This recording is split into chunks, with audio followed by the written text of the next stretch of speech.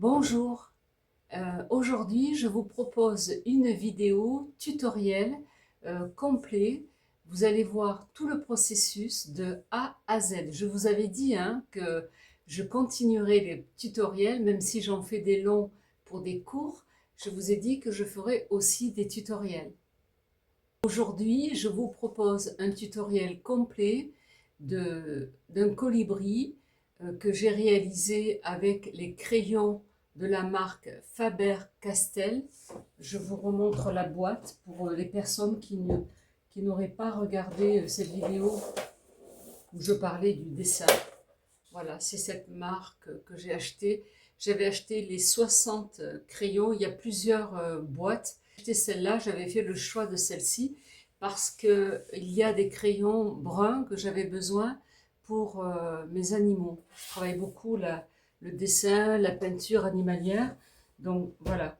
Alors, je vais quand même vous montrer le résultat final et après, vous verrez mes mains en action sur le dessin.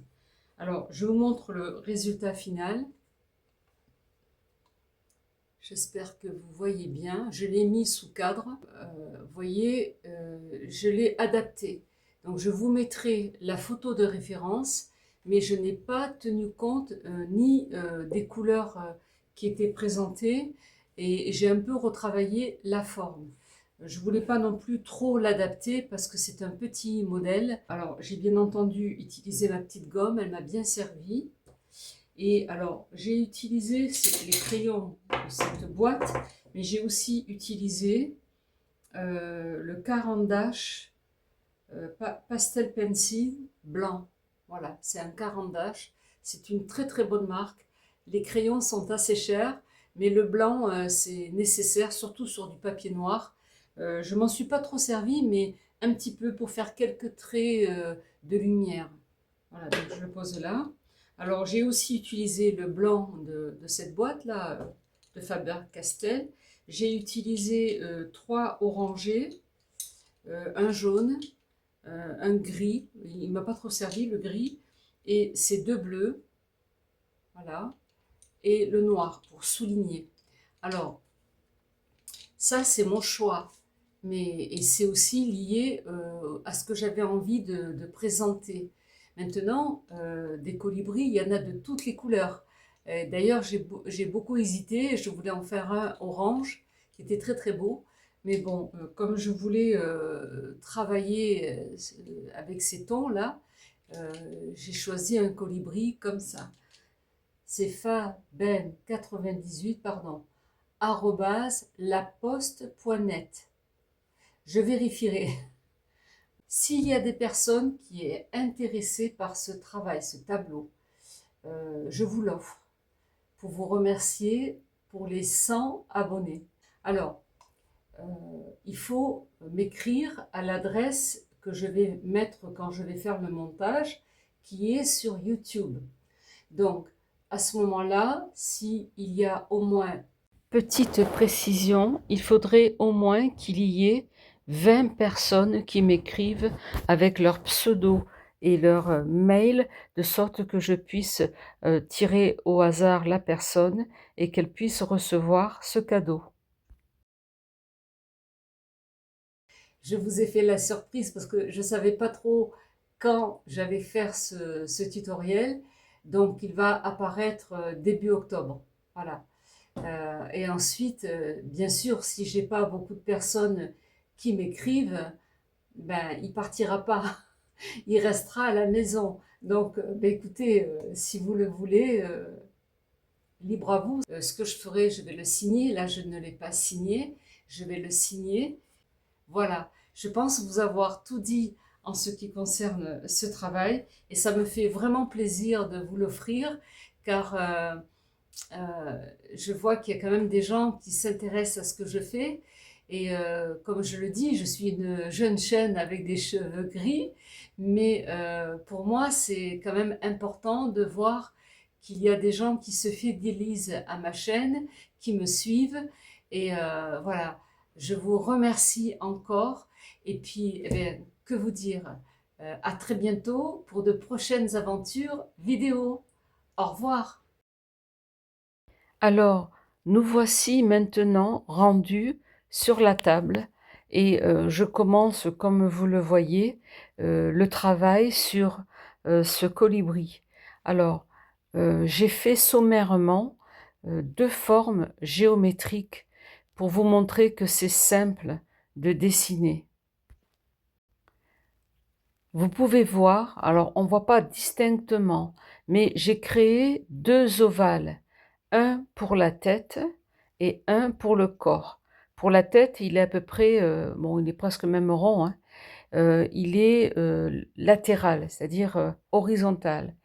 Et pour le corps, là je suis en train de dessiner l'aile, et pour le corps, j'ai fait, c'est l'aile ou le bec? Non, c'est le bec. Et pour le corps, j'ai fait un ovale en forme d'œuf, hein. Vous voyez, je vous montre le rond de la tête et l'ovale du corps. À partir de là, euh, vous avez le principe pour faire votre dessin.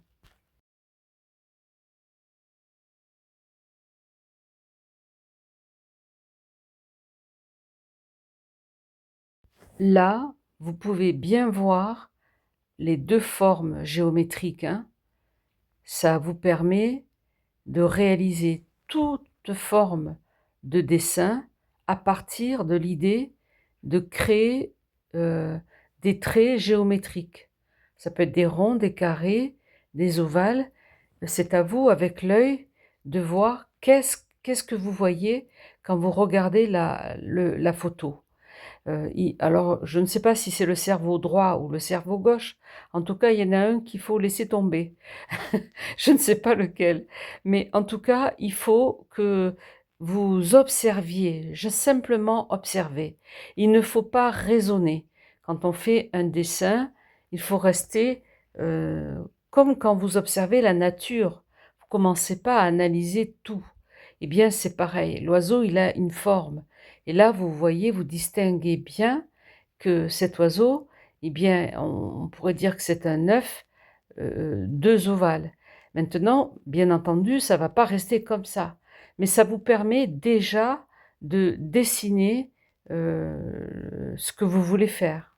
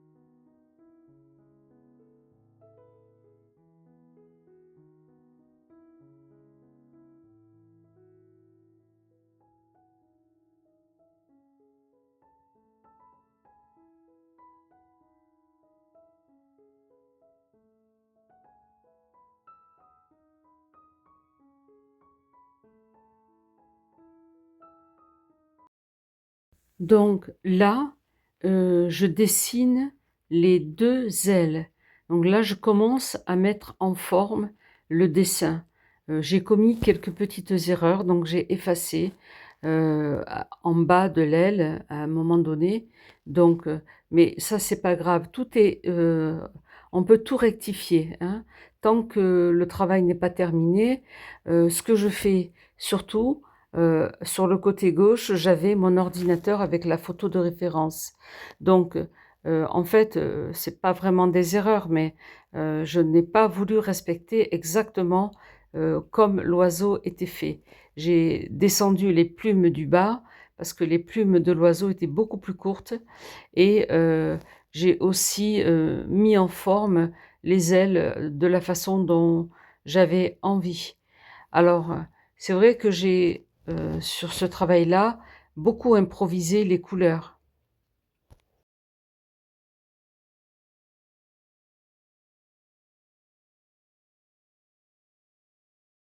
Alors, je suis partie avec le crayon blanc pour m'aider ensuite à poser mes couleurs. Vous pouvez voir que l'œil n'est pas bien placé. Je vais m'en rendre compte à un moment donné. Voilà, ça aussi, c'est un peu le souci. Il faut pas rester, à travailler, travailler, travailler sur le dessin. Il faut prendre du recul et quand j'ai pris du recul sur mon dessin, je me suis rendu compte que l'œil était trop au centre. Donc je l'ai gommé et je l'ai ramené un peu plus vers le bec.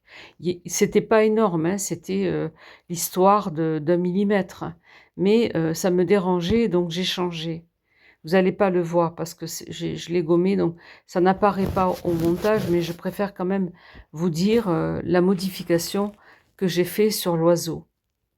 Donc ben là, je continue à former les ailes, à regarder comment est fait mon oiseau de ma photo de référence et je poursuis mon tracé pour qu'ensuite, quand je vais venir mettre les couleurs, bien, je vais savoir sur quelle partie je vais mettre du bleu, du orange, voilà, les tons clairs, les tons foncés. Voilà, ça va m'aider. Sur la photo de référence, le colibri est vert et il y a beaucoup de teintes de marron. Mais je ne pouvais pas utiliser ces couleurs-là, d'abord parce que ça ne me plaisait pas, et ensuite, avec ce fond noir, j'avais quand même envie que l'oiseau ressorte. C'est pour cela que j'ai choisi d'autres couleurs que sur la photo de référence.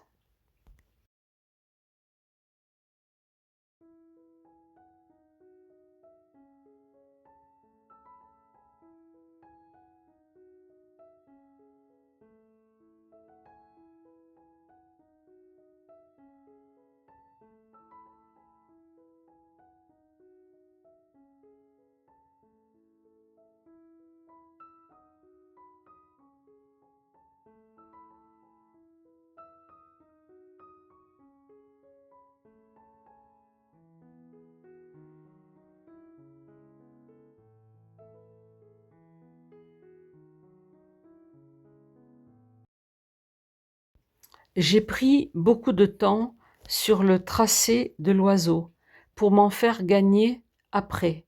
Parce que là, on rentre déjà dans les détails des ailes, du plumage du bas. Voilà, toute cette partie-là, il faut pas la négliger. On n'est pas encore vraiment dans tout le détail et mettre les couleurs, mais il faut quand même savoir où on va lorsqu'on va commencer à mettre les couleurs. Donc pour moi, c'était important de faire tout le tracé, de définir tout le tracé. Voilà.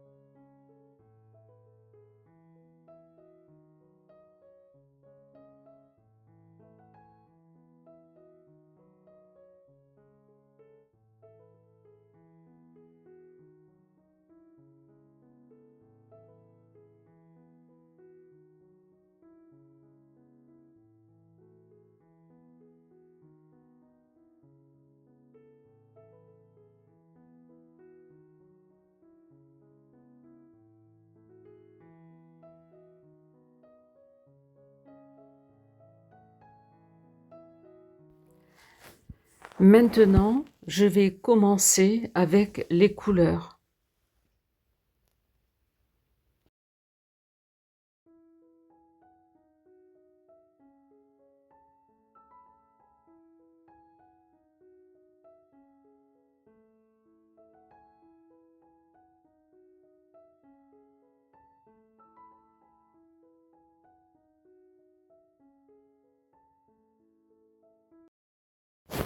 Et je vais vraiment commencer à entrer dans les détails de l'oiseau. Je vais le mettre en forme, je vais apposer des couleurs à certains endroits, pas à d'autres, en fonction de mon imagination, puisque, comme je vous l'ai dit, je n'ai pas tenu compte de la photo de référence au niveau du plumage de l'oiseau et des ailes.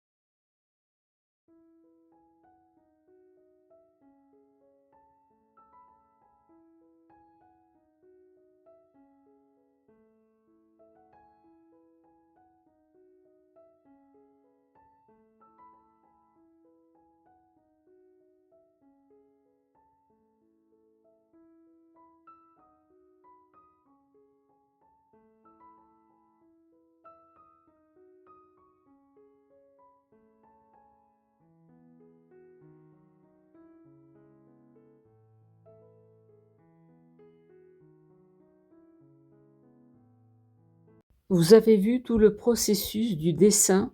Maintenant, je vais faire quelques accélérés pour pas que la vidéo soit trop longue.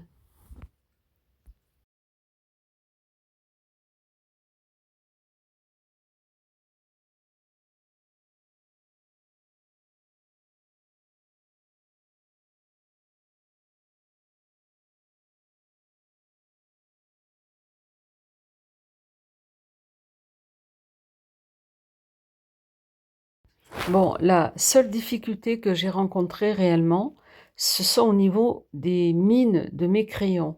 J'ai un taille-crayon, mais il aurait fallu que je le fasse au cutter, que je taille mes crayons au cutter pour avoir une pointe très très fine. Bon, je n'avais pas le désir de faire comme ça, donc j'ai pris un taille-crayon. Euh, Pourquoi je vous parle de cette difficulté au niveau de la mine? Euh, Vous voyez, le dessin déjà est petit. C'est pas de la peinture, je peux pas utiliser un pinceau. Alors, ce que je suis venue faire sur ce travail, c'est je suis venue poser des traits. Là, vous me voyez gommer parce que je veux respecter mon œil.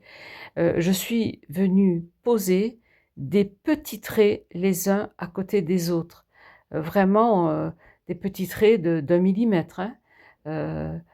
Vous me voyez là, Je fais vraiment presque comme des petits points.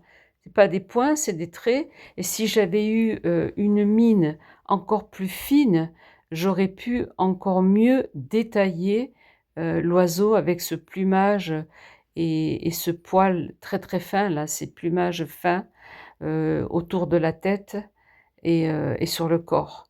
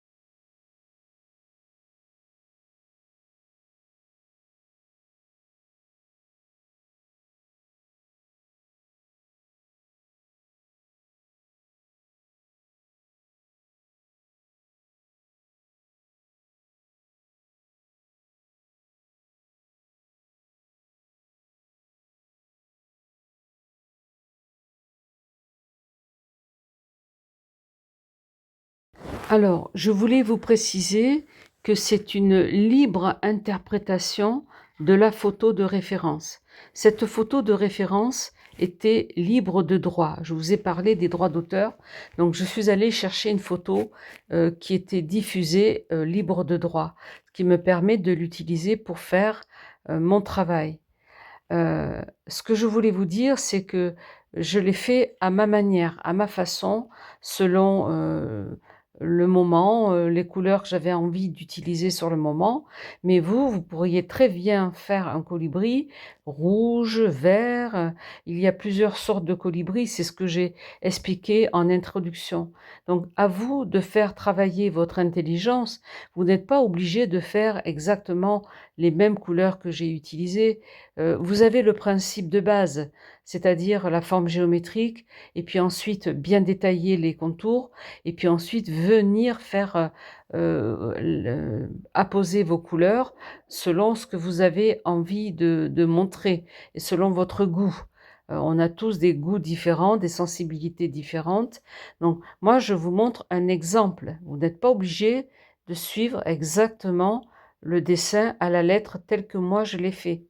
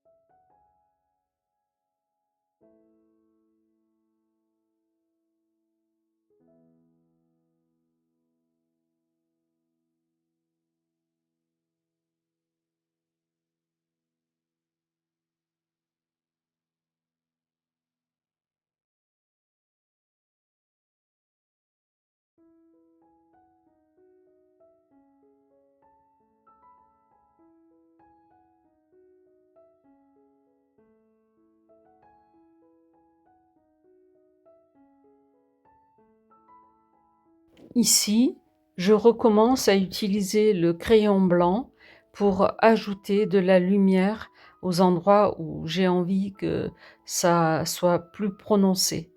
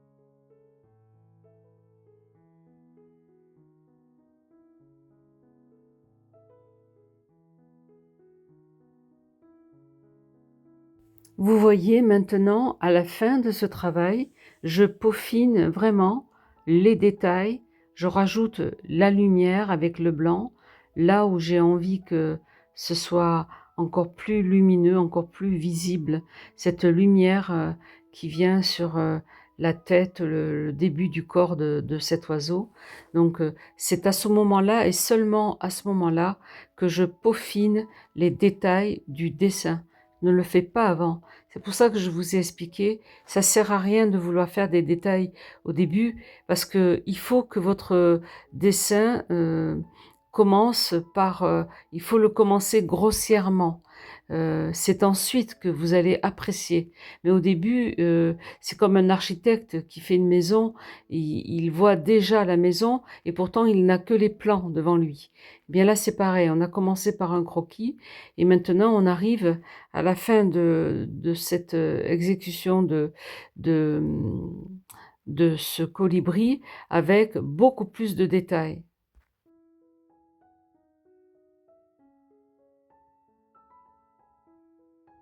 Je vais arriver à la fin de la création de ce colibri.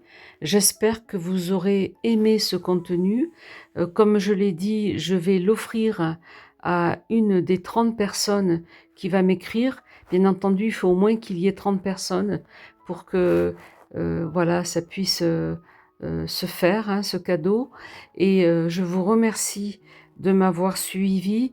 Je remercie toutes les personnes qui se sont abonnées à ma chaîne et je vous dis à très très bientôt pour de nouvelles aventures vidéo. Au revoir.